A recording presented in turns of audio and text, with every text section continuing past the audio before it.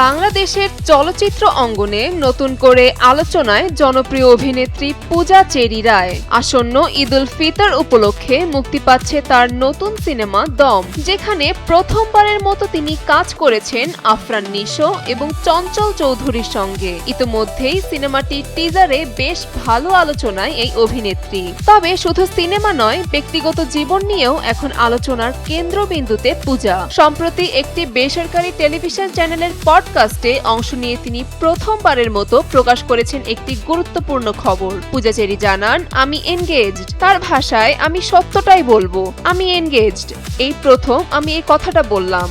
সম্পর্ক নিয়ে নিজের অবস্থানও স্পষ্ট করেছেন এই অভিনেত্রী। পূজা বলেন, তার কাছে সম্পর্কের মূল্য অনেক বেশি এবং তিনি চান না তার জীবনের সঙ্গে ডিভোর্স শব্দটি যুক্ত হোক। এমনকি প্রয়োজন হলে সংসারের জন্য মিডিয়া থেকেও বিদায় নেওয়ার কথা জানিয়েছেন তিনি।